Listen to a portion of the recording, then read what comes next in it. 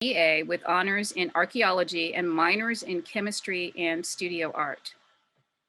Her professional interests include fabrication of inorganic objects, archaeological conservation, creating protective housings, and equity and inclusion in conservation and the broader cultural heritage field. Her long-term career goal is to work as a conservator in a museum that is decolonized or actively working toward decolonization. In her free time, Nylah enjoys dancing, elaborately painting her nails, and crocheting. Thank you, Nylah. Hello, everyone. Thank you for having me. I'm just going to share my screen really quickly.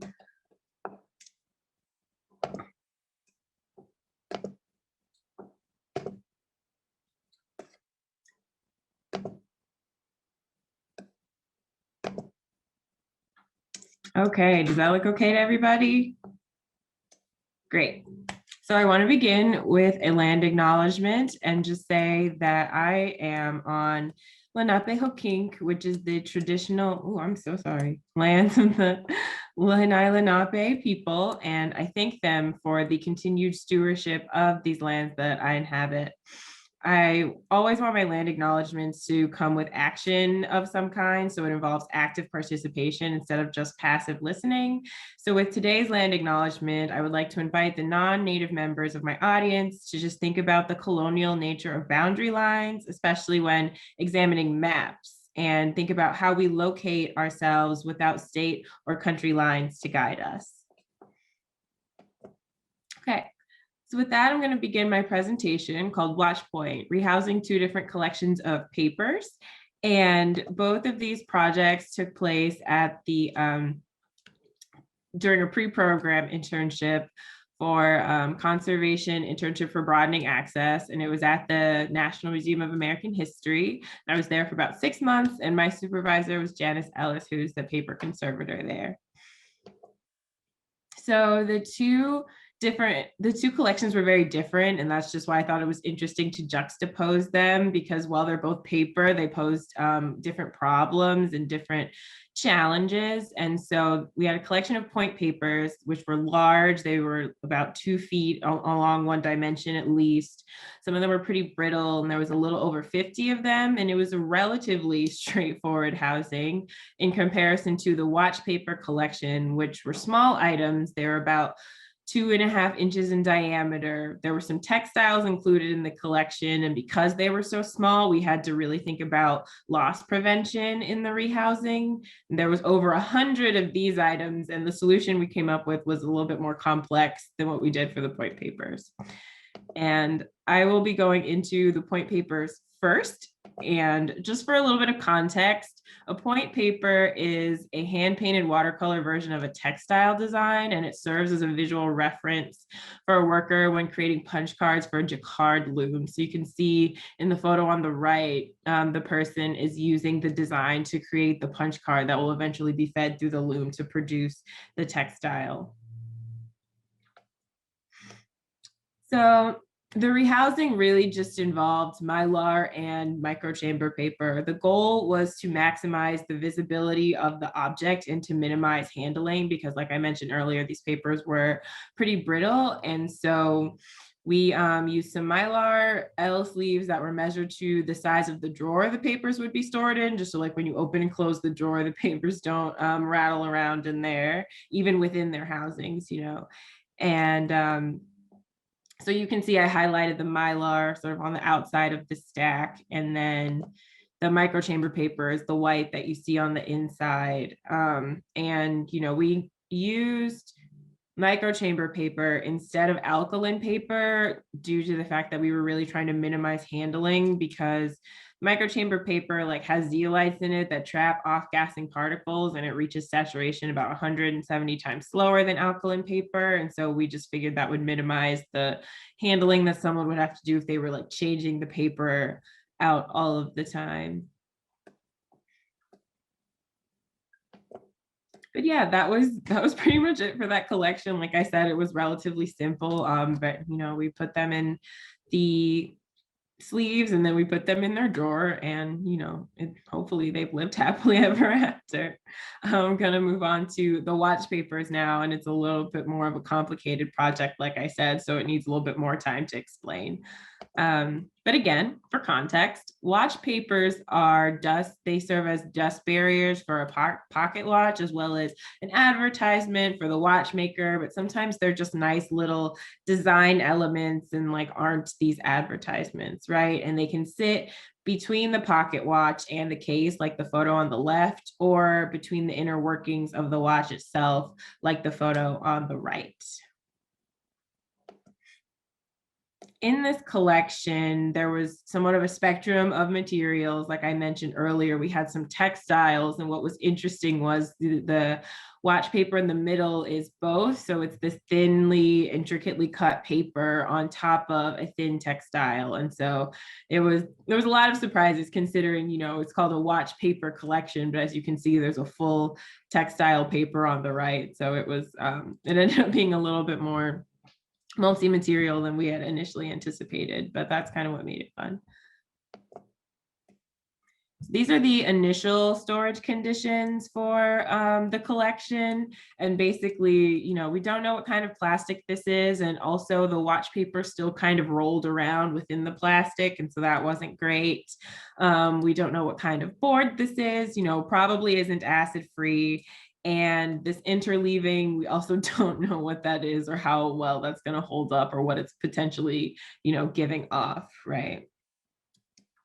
So the challenge for rehousing this collection really was to fit the following criteria. So the object needed to be visible front and back, because often the watchmakers might sign or date the back just to say like, oh, this is when I repaired this watch or something like that. And we thought that was something researchers might want to see. And so because they were visible front and back, they also needed to be interleaved front and back, right? We want an easy removal and replacement of the object in case it was really important for like someone to really take it out and look at it up close. So we just didn't want that to be too much of a hassle, right? Of course, any housing should provide adequate support for the object, and also it needed to be curator approved. We worked really closely with the curator for this collection and, wanted her stamp of approval on everything. So there are a couple of variables in the project, right? There's the individual object. And so it's how are we housing each of the individual watch papers? How will they be held? And then there's the object arrangement, which is how are we grouping them? Are we going to keep them as all of these little individual pieces? Are we going to group them together in some way, right? And then there's the object organization. And so how will we organize all of these objects so that they're easy to search through and the collection is easy to navigate by researchers? And when you have all of these variables, it's important to test them out, which brings us to the prototyping stage of the project. And so for the sake of time, I'm only going to be going through the prototypes that we went forward with. But if you have questions about things that we tried that didn't, necessarily work, please feel free to ask during the Q&A part of the talk. So we decided on 3-inch squares of medium Japanese paper because, like I said earlier, they were about 2.5 inches in diameter. So we kind of picked that size as something that would accommodate most of them. But we did include an oversized section because we did have some pretty big watch papers. So we had to make a special section for those, but most of them fit within this square. And this is sort of a mock-up that I made, but it's an example of how at least a perfect or close to perfectly round watch paper would sit in. But the good thing about this design was it was also customizable. So you could trace the shape of the watch paper if it wasn't completely round and still cut out the tabs accordingly. So even if it wasn't a complete circle, it was still adequately supported. So this is the design we ended up going with, right? The papers are in these Mylar pages, and they just have slits in them that you slide the papers into, right? And I checked off everything in our criteria, as well as the added benefits of being rearrangeable in case like the way we decided to organize them turned out to not be great and someone really wanted to change the order. It also allowed us to make space to add to the collection. It's somewhat similar to the original binder in that we're like putting them in another bound thing. And then you're easily able to identify a missing one, right? Because the whole square would just be gone from the space and you could see that.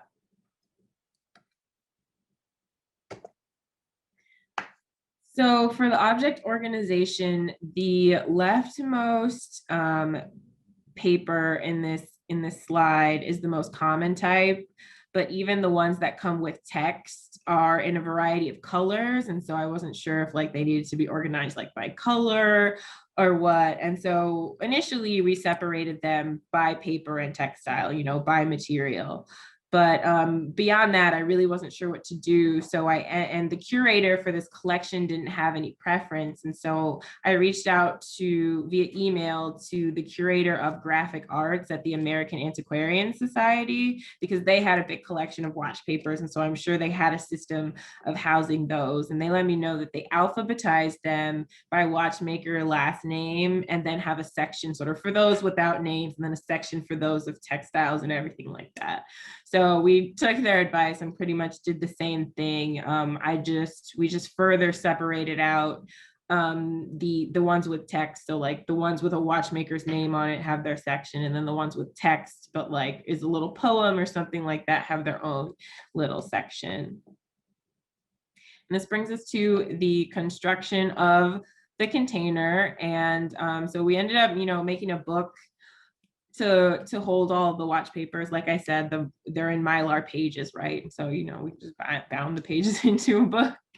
There are 21 gatherings of 2 Mylar sheets interleaved with the microchamber paper, and they were sewn together on 4 tapes. So the image on the bottom of the screen is a book model that I had made earlier in my internship, but it shows the sewing I did in the larger book. And so the diagram shows you where the tapes are and where the kettle stitches are. And the spine on the rehousing is pretty light, just so the book opens as flat as possible, so that the watch papers don't experience any of the drape really that comes from the middle of the book. So this is the final part of the final product. You can see that we cut the microchamber paper 1/2 inch bigger than the Mylar, just so that when you're flipping through the book, you're handling it on the interleaving and not on the pages with the objects in them. And like I mentioned earlier, there is, one of the advantages of housing them like this is it let us leave space for additions to the collection. So when I alphabetized all of the ones with the names on them, there were some with different letters and everything like that, and some with no letters or no names that started with that letter. And so this is the first page of the book, and it's the letter A, and there was only 1 watch paper with the last name A, and so I left the rest of that page blank. So the next page is starts with B, but in case we get more A's, you can just add them in right there. And then just to delineate the separation between sections, there's some green paper in there that just shows, oh, you're moving on to a next section. So once you sort of get out of the alphabetized and move into just text in a different format, you see the sheet of green paper, and it kind of indicates that you're moving on. I guess the only other thing I want to say is that when we made the gatherings with the textile ones, we used pH neutral paper instead of microchamber paper. But yeah, this is sort of what the whole book looks like. And that was my 2 interesting paper rehousing projects. Thank you all so much for listening. I'm going to stop sharing my screen.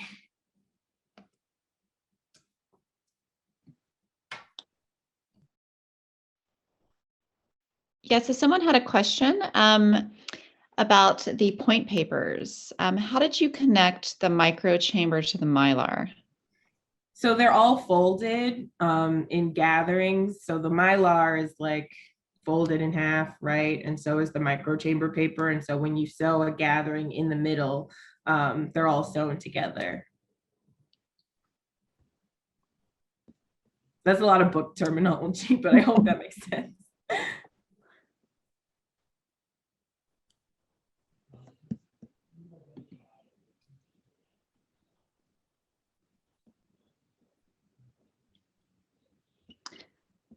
So another question is, how did you mount the textiles? Were they stiff enough to sit in the tabs without slumping?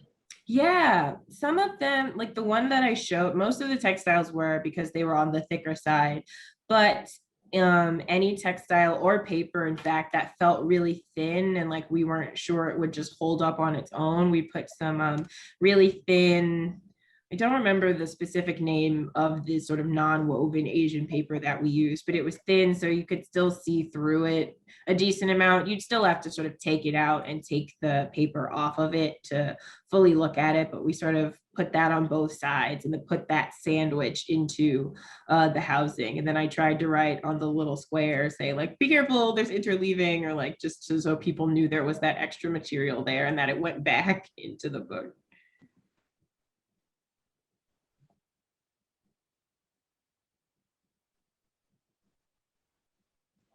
So one more question. Did the tabs on the watch papers match front and back, or were they rotated? They're Like rotated. Yeah. So I wonder if it will be helpful if I go back to that slide, because then you can see it and I can explain it that way. Let me find. I think he asked, the person asked if it was rotated how many degrees? Was it 45 degrees or? Yeah, just about. So can you all see that? This? Mm-hmm. Yeah, so you can see kind of here that this is where the other tab is. So it's sort of in the cardinal directions on this side, and then the other tabs exist sort of right here. So it's about 45 degrees, but on the circular ones anyway, on the ones that were a little more organically shaped, I had to like move them around a little bit just so I made sure that they weren't in a particularly fragile area and an awkward sort of place to replace them. But other than that, it worked out pretty well.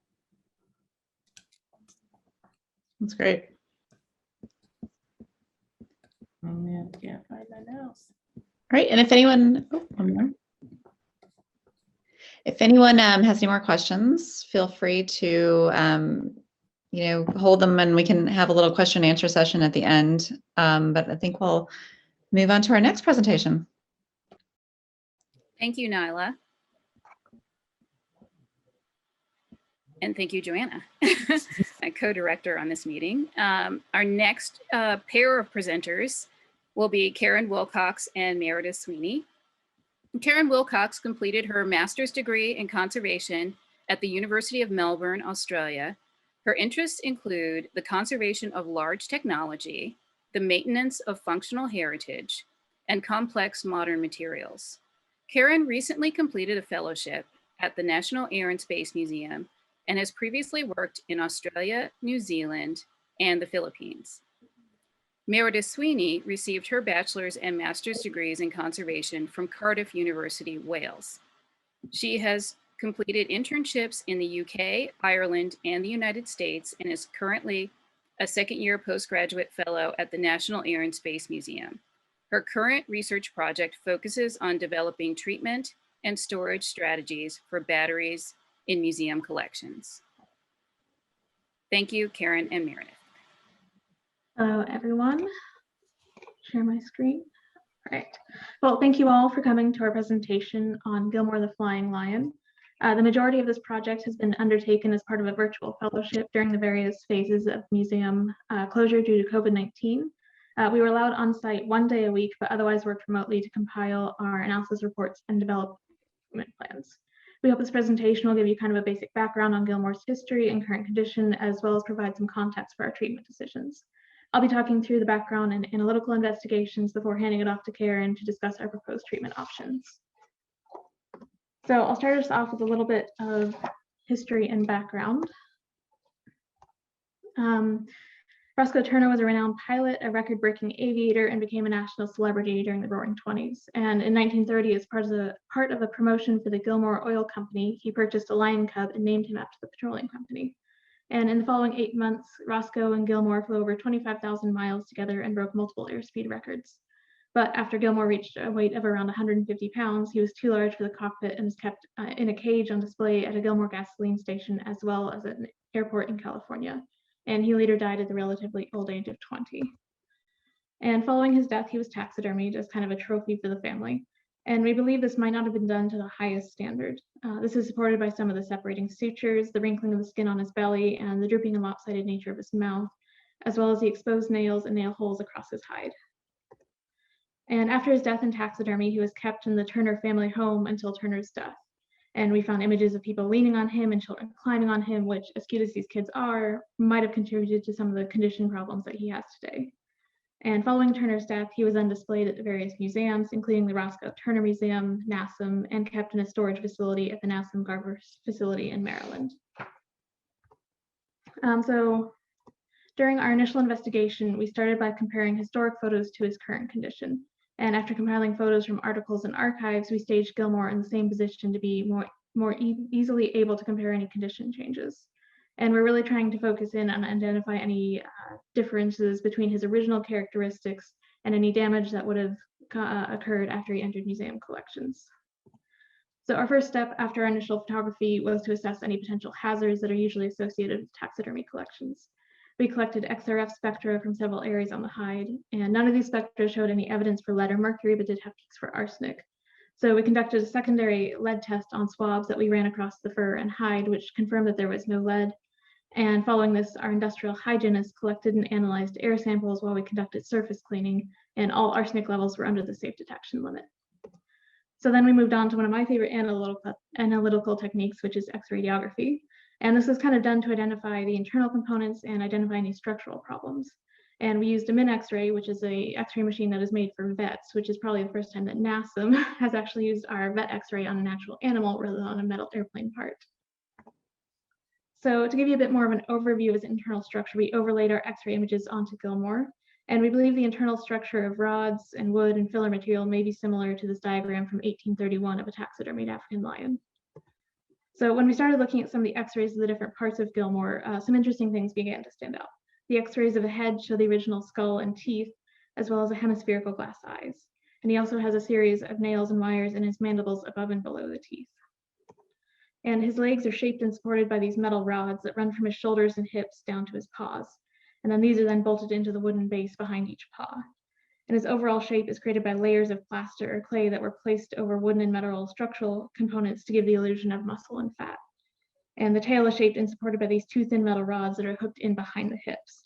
And as you can see, in some areas, he is a little bit more iron nail than he is lion. But overall, we didn't see any condition issues with his internal structure and components that concerned us. So we also conducted a long wave UV investigation and photography to identify otherwise invisible surface characteristics. And areas of hair loss are visible with an orange fluorescence, and this is especially visible on his proper left flank and isolated areas on the face and proper right side. And this really helped us to identify areas where we might have to consider refurring to help hide some of his bald spots. And in visible light, there were numerous patches of matted fur and loose fibers that were applied with an adhesive, but under UV, these areas showed two different fluorescence colors, a dull blue and a light white. And this indicated to us that there were two different adhesives used. So following our UV investigation, we moved on to a closer examination of the matted areas on the surface. And we started with photomicroscopy using our Hyrox microscope to investigate the matted areas of the flank and hind legs. And we discovered that this matted look is caused by areas of adhesive mixed in these short, loose fibers. And we kind of discovered that the amount of fibers and thickness of the adhesive is inconsistent across the different surfaces, and that the adhesive is actually placed directly on the underlaying hide. So in order to further investigate the areas of adhesive and matted fibers, we mechanically removed small samples of the adhesive and the fibers.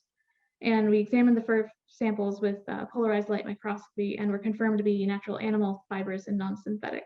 And the adhesive samples we then analyzed using our FTIR spectrometer. So we ran these results against our known library samples and returned two clear results. The dull blue fluorescence was caused by polyvinyl acetate, and the bright white fluorescence was caused by an animal hide glue. And it's unclear when these adhesive patches were applied, or if the two different adhesives indicate previous repairs taken on at different times. So following all of our analytical investigations, we began to weigh some of our treatment options. And with that, I'll hand you over to Karen to discuss our thoughts on that.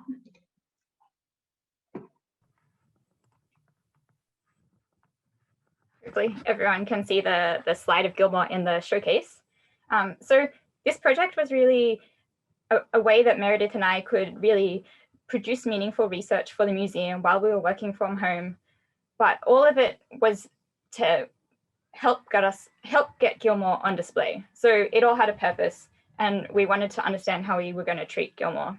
And so in this image, you can see a rendering of what the new display might look like in the downtown museum. It has changed slightly, but this is approximately what it will look like. And so I guess Meredith and I were approaching the project with no experience in taxidermy, and taxidermy is certainly an unusual object for NASM curators and conservators. And so we kind of leveraged this inexperience by taking the broadest view possible of all the possible options we could take, and then really drill down what we actually wanted to do and could do with the time we had. And so we started by looking really broadly at how animals are treated in conservation and in museums, and looking at the other Smithsonian museums for guidance. We found that animals in collections are a great focus for public engagement and public interest, but then also can be a focus for public scrutiny. And so this example of Cher from the American History Museum, on her public catalog record, there's some comments by very concerned members of the public that perhaps Cher as a World War I hero should have been interred in Arlington rather than put on display. And so we understood that we needed to be really clear about the decisions we were making and why we were making those decisions. And so in the rest of this presentation, I'd like to take you on a journey with us through the decisions that we made. And so from the X-radiography, we could see that Gilmore had a very extensive internal armature.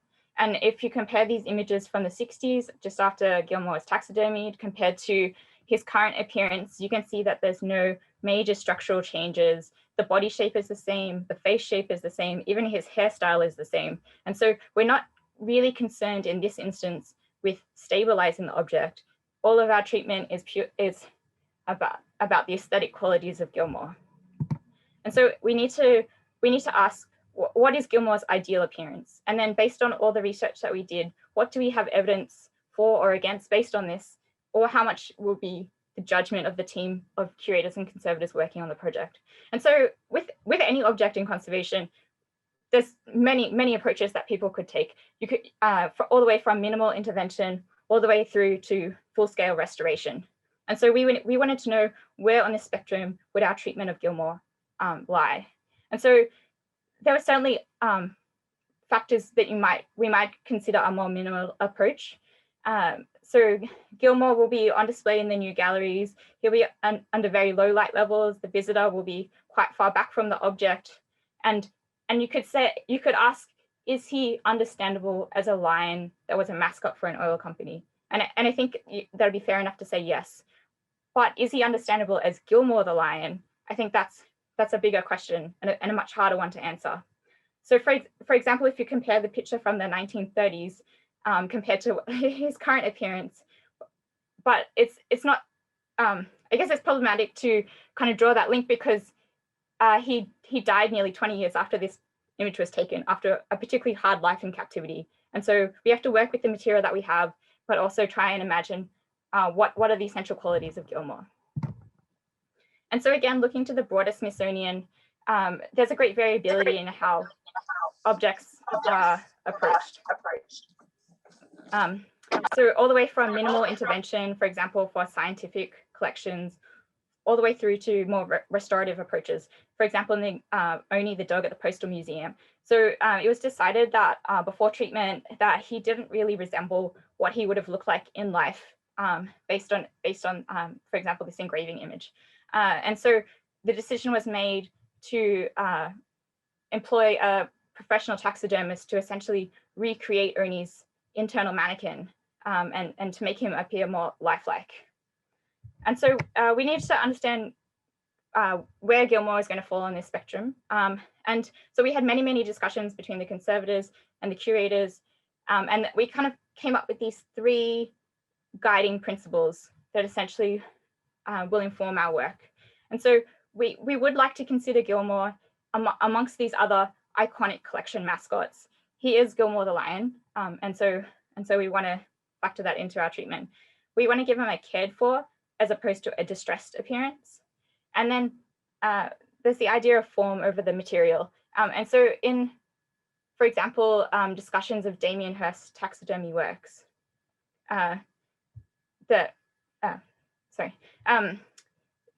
idea is that the material, the form and the overall intent is more important perhaps than the materials.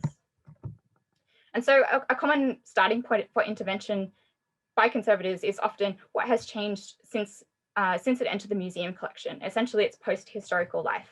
And so we know his whiskers were stolen on display by visitors, and they were replaced at one time and then taken again. And so we'll be following this method developed by the Museum of Natural History in New York using porcupine hairs to replace the whiskers.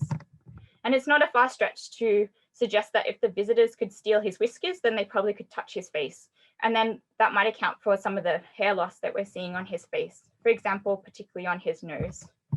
And then his right side will be what's visible on display. So we'd like to fill the hair losses there.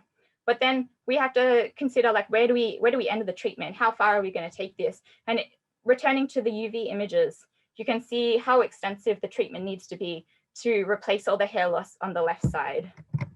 And then we have to think again about these previous interventions. And so we don't know when they were done. Maybe they were done by the taxidermist to account for losses during his preparation or later. And maybe originally they did look better, but through further hair loss around them, and then maybe through aging of the adhesives, they really stand out starkly.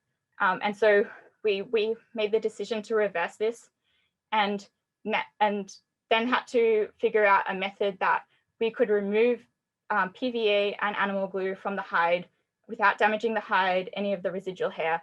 And so we've had some success using methylcellulose poultice and then a combination with solvents as well.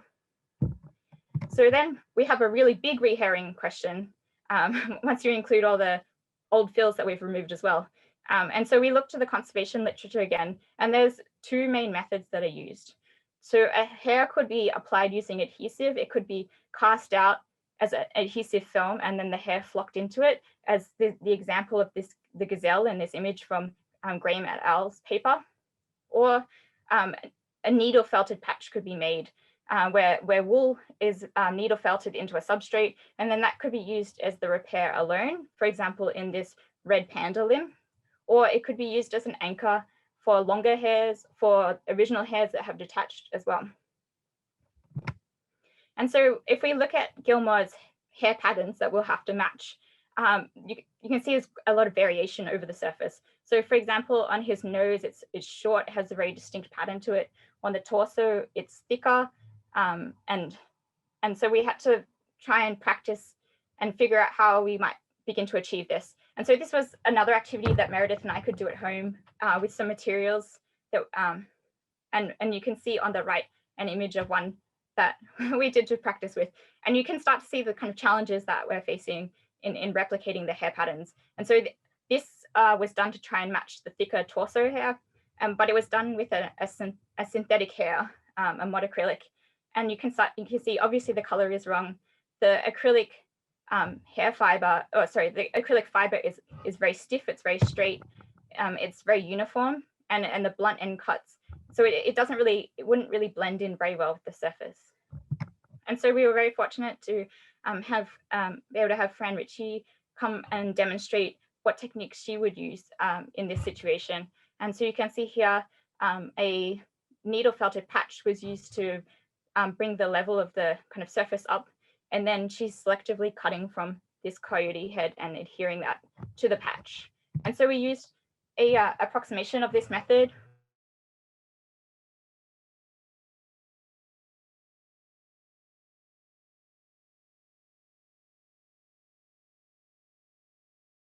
Layer, and then once you fill it up,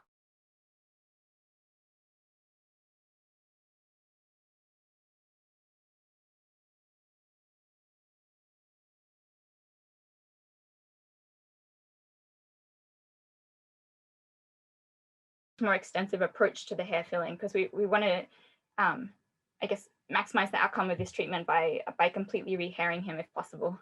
And you can see if we're trying to, I guess, bring Gilmore back, bring him back to life, you can see in this example of a coyote from the Museum of Natural History, just kind of like the vibrancy and the vitality that recoloring can bring back to natural history specimens. And so understanding that the limits of our expertise, this will be outsourced to a professional taxidermist who'll be working with aerosol dyes for us. So in conclusion, I'd like to leave you with some more newsreel footage and just some final thoughts.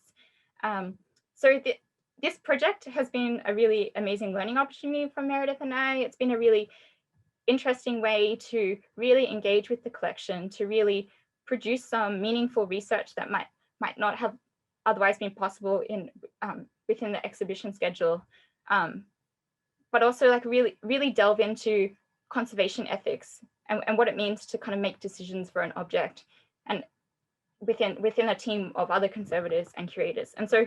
And we were really able to draw upon the expertise of others. So I'd really like to thank these people. So Fran Ritchie and Kathy Hawkes, who are natural history conservators, George Dante, who's a taxidermist, were incredibly generous with their time and expertise. Lauren Horlick and Maggie Bearden, who kind of facilitated our research in collecting all the spectra and collecting all the photos and feeding us all the raw data that we could investigate at home. And then NASM Archives for the help locating images. And then the rest of Gilmore's treatment team, Malcolm, Lisa, and Jeremy Kinney. Yeah, thank you.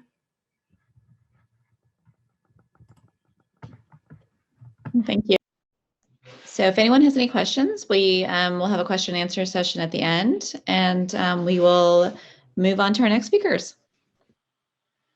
Thank you, Meredith and Karen. Our final speaker for the evening is Stephanie Guidera, a third-year graduate fellow in the Garman Art Conservation Department at SUNY Buffalo State College. Her internship year started at the National Museum of American History and is concluding at the Hirshhorn Museum and Sculpture Garden.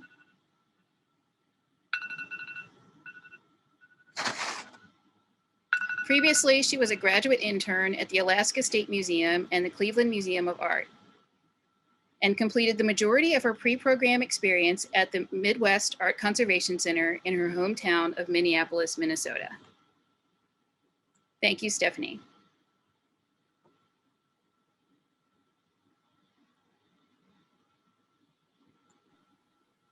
All right, good evening, WCG and guests. Thank you so much for this opportunity to share my research and treatment of this complex object I had the honor to work with as a graduate intern at the National Museum of American History this fall. I want to start by acknowledging that I am a visitor on the land of the Piscataway people and that Black Lives Matter. I will be speaking about an object which has direct ties to white supremacy. The first portion of my presentation includes racist cartoons, illustrations with characters in blackface, and content about enslaved people. These images are uncomfortable and potentially triggering, and I acknowledge the trauma paired with exposure. I hope that through facing the deplorable parts of this nation's past, it will lead to education, awareness, and growth. This object is part of an upcoming exhibit titled Entertainment Nation, which showcases artifacts that illustrate the history and evolution of entertainment in the US. These wagon panels circa 1900 were used in a traveling production of Uncle Tom's Cabin. They were collected by NMAH in the mid-1980s in unstable condition, where the conservator faced the painted surface in situ. These boards highlighted in the slide are the 5 panels in the collection. The photographs on the left are from the curatorial file at the site. They would have originally been part of wagons built to transport set pieces and even actors for traveling shows. The sides were painted advertisements for the production, and in some cases there are doors for ticketing, or even panels would open up to reveal a backdrop. Before jumping into treatment, I need to ground us with a little context. Harriet Beecher Stowe was a passionate, educated Christian and writer. She and her preacher husband were abolitionists and participated in the Underground Railroad. She wrote Uncle Tom's Cabin, which became the best-selling novel of the 19th century. According to Daniel R. Villaro, quote, "The goal of the book was to educate Northerners on the realistic horrors of the things that were happening in the South. The other purpose was to try to make people in the South feel more empathetic towards the people they were forcing into slavery, unquote. While the novel reeks of white saviorism, it was successful in promoting the abolitionist view. An unverified story quotes President Lincoln upon meeting Beecher Stowe saying, "So you're the little lady who started the Civil War." Thomas Dartmouth Rice is a well-known minstrel performer and was best known for his character of Jim Crow, supposedly inspired by overhearing a Black worker singing a catchy tune. Blackface existed before Rice, but his performance and the later minstrel performances of Uncle Tom's Cabin kept it alive and popular. This quote from episode 3 of the New York Times podcast 1619 summarizes minstrel theater well. It was not based on any true exposure or relationships. It stole the artistic creations of Black people and in turn represented them as happy or goofy, ultimately soothing any guilt white people may have felt. This racist and degrading style of theater was established in the North, primarily New England, and through this medium, Harriet Beecher Stowe's novel, intended to shed light on the atrocities of slavery, became a melodramatic parody. Productions of Uncle Tom's Cabin, known as Tom shows, started as early as 1853 against the author's wishes. At the height of popularity before the turn of the century, there were 400 to 500 productions running concurrently in New England. This newspaper illustration from 1930 indicates a wagon with the caption, "On the road in the gray dawn." The decline of these shows, no doubt because of the technological advancements in film, however, didn't mean the decline of the narrative or minstrel style. Showing how pervasive the Tom shows were, here's a clip of a 1933 Mickey Mouse movie. This clip shows Mickey donning blackface and hair and wearing rags to play the part of Topsy. Looney Tunes also had a Tom show, introducing new generations to racist propaganda. Uncle Tom's Cabin is a prime example of different styles of American entertainment, as there are so many reiterations.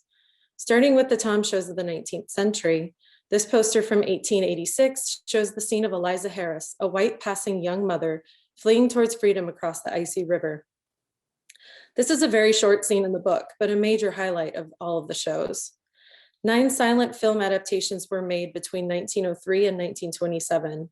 This poster from 1914 highlights Topsy.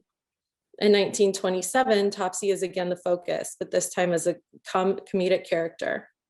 Another poster from this production shows a violent scene of Eliza being chased by dogs. In 1976, there was a blaxploitation version full of sex and violence. And the most recent film adaptation is the most true to the book, made in 1987. The start of my internship was virtual, which allowed the time to read the hefty book and watch as many of the film versions as I could. It was uncomfortable to say the least, but facing this very popular narrative so fully and questioning why it was so popular was an important piece for me when addressing the object. When displayed alongside thorough interpretation, cultural heritage objects like these panels are powerful representations of a past that we cannot ignore. This object can give physical context to wagon shows in general and speak to racism and entertainment.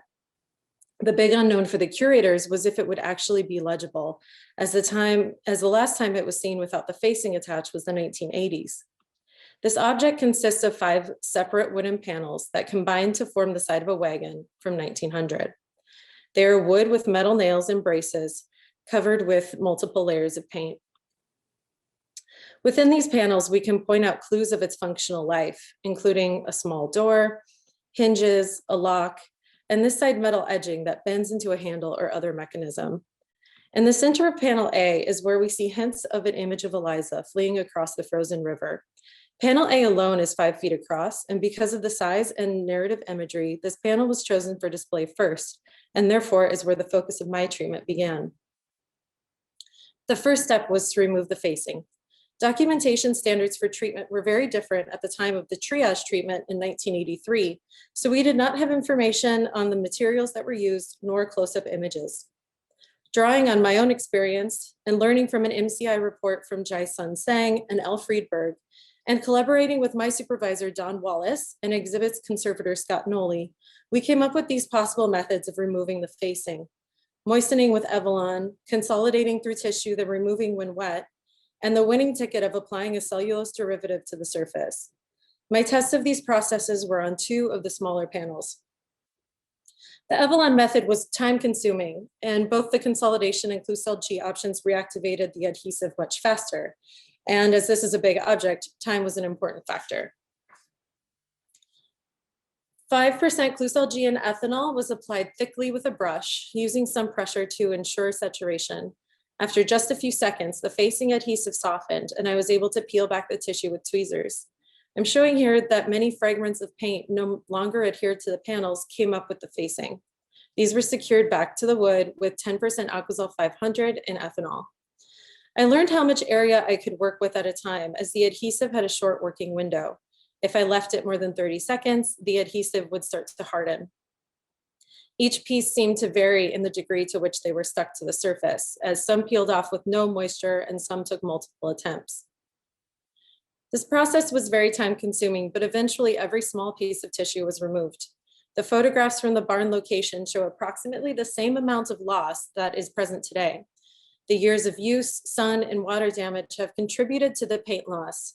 And through the removal of the facing, it was clear that there was little binder left in the paint. The facing saved what paint was left on these panels. During the uncovering process, the imagery was revealed in sections. We could decipher a foot and the ice flows before the facing removal, but everything else was a surprise. Here I've outlined the figure of Eliza holding her baby, 3 dogs, and at least 2, maybe 3 people chasing her. The scene is composed very similarly in comparison to this Tom Show poster from 1899. Here I've pointed out 2 of the most visible sign aspects of the panel. The topmost yellow and blue paint spell out a segment of Uncle Tom's cabin. Layers below, we could decipher the word company because of the loss in the layers above it. While company was painted in white or cream paint, the layer above was red, and this seems to be the least stable component of the polychrome strata. When this sloughed off with multiple layers above, either due to moisture exposure or the breakdown of age. Now that we had an idea of the aesthetic of the panel and the overall condition, we could fully address the other concerns. There was a good amount of dirt and debris on these panels, insect webs and casings, even bits of hay from its life in a barn. However, the paint layer was so fragile that consolidation had to be addressed before an overall cleaning. What I could remove without disturbing the paint, I did with a small brush and vacuum. Then I started testing consolidants that would flow well, dry without a noticeable film, and be reactivatable with the aqueous cleaning. The saturating but matte appearance of dried Aquazol was acceptable, and depending on the needs of the area, I used either 5 or 10% strength. Finally, on to cleaning. Because the maroon background paint was so friable and soluble, any overall cleaning would be difficult and perhaps impossible. In this surface topography image, I'm showing the small surface areas of each paint fragment because the paint was so poorly bound that with a touch, either a whole fragment or some of its layers would be dislodged. And in the exposed maroon areas, immediate powdering would occur. This led to the decision of cleaning based on pigment. We tested saliva, water, added chelators and surfactants, and explored these options from pH 5 to 8 in increments. All of these methods would clean, but only with mechanical movement of the swabs, which would then result in lost paint. In areas like the white of the ice, white loss would reveal purple background, leaving the surface looking even worse due to the micro losses throughout. When we tested rigid gels, both through tissue and directly on the surface, both in solid form and in gel form, even Han Solo was ineffective. The most stable pigments were the yellow and light blue found in the more graphic areas of the panels. After consolidated, these pigments would withstand the mechanical action needed to dislodge the embedded dirt and grime. The cleaning with triammonium citrate was very effective and brightened up these areas significantly. For the silver and cream pigments throughout, those were stable enough to be cleaned with just deionized water on swabs. The selective cleaning was carefully done in order to not lose a sense of unity within the object. The incomplete top paint layer, especially in the lettering, was much more legible once cleaned. The picture on the right shows the extent of the success of the cleaning on panel B. Some letters in this image have been cleaned and consolidated, and others haven't yet. The continued fragility of the paint, the degraded substrate, and increased aesthetic legibility of the saturated paint led us to decide on an overall adhesive application. Don, myself, and curators John Troutman and Ryan Lintelman talked through this decision, and Scott helped us advise on the right varnish choice to flow under and between the layers, securing the parched, powdered, and binderling paint. Tested first on smaller panels, we decided the final aesthetic would be appropriate and the condition much more stable. Here's panel A after consolidation and cleaning on the left, and after the varnish application on the right. The difference is minimal, but overall the saturation results in a much more unified surface, and the paint is bound to the surface. So here again is the digital composite of all 5 panels before treatment, and here at the end of my internship. As you can see, I could not complete all of these in my time with NMAH, but so it goes with internships in COVID times. When put together, we can start to make out the signage. The curators have found that wagon shows were also called tent shows. With this information, we do believe this originally read Uncle Tom's Cabin's Tent Show. And now that the aesthetic piece has been secured, the object still has a long way to go before installation. Don will continue with the structural concerns as the wood is severely warped in places and the metal structure on the verso of this panel is unknown. But now that the front is consolidated, it can actually be tilted in order to examine the back. We are also hoping that multimodal imaging of the panels will reveal more information on materials and maybe even reveal hidden imagery. In wrapping up the treatment and research of this project, I was reminded of a few people I learned about. William Henry Lane, who truly paved the way for Black entertainers, becoming internationally famous for his dancing skills. Also, both Burt Williams and George Walker, who were comedians, entertainers, singers, and business owners. While active in minstrelsy, they made progress in a way that helped boost themselves and other Black actors. This blog post by Michelle Smith was mentioned during the AIC Conservation is Not Neutral meeting last week. Reading this really helped me continue to process the thoughts and emotions I had while conducting this research. And I am so looking forward to viewing Entertainment Nation next year. Stay tuned to NMAH website for updates. An enormous thanks to the National Museum of American History Preservation Services Department for this opportunity and for providing a community that I could easily join this fall. I'm so grateful to Dawn and Scott for brainstorming with me, and to Ryan and John for being so invested in this treatment. Thanks to Randy Cleaver and the National Endowment for the Humanities for the financial support, and for WCG and the Williston Fund for the opportunity to serve the Guild and share my project tonight. Thank you.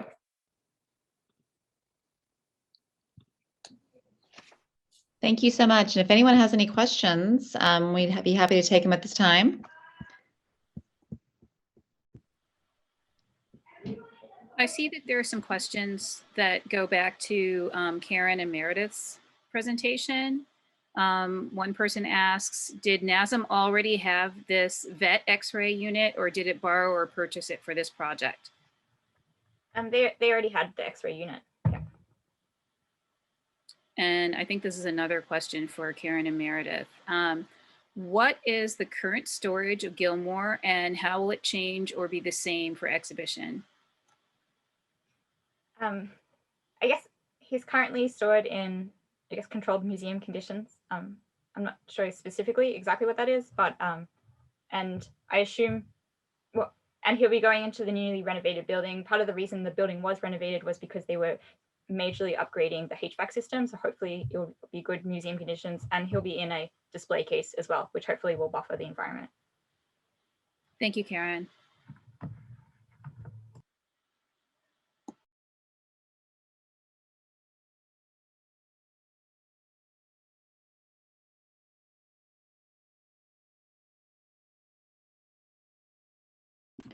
So for the wagon panels, Steph, were you ever able to identify the adhesive used for the facing? Yeah, so we're pretty sure that it is a methyl cellulose kind of derivative, and that is a huge thanks to Scott Nolly because of his immense knowledge of paintings conservation and talking about how things, have really evolved over the years. So that was his guess, and then the fact that Klucel G worked so well to reactivate it, that's kind of what we're sticking with, is it's something akin to methyl cellulose.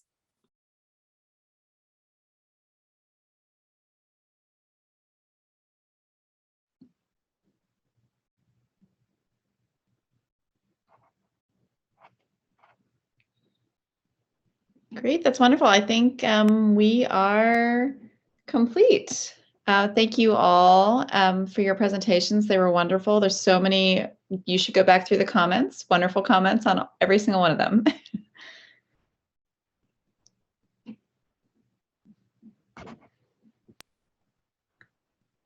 Great. Thank you, everyone, for coming to the WCG meeting. Then we will be signing off in a couple minutes so that our speakers have a chance to go through the really encouraging comments.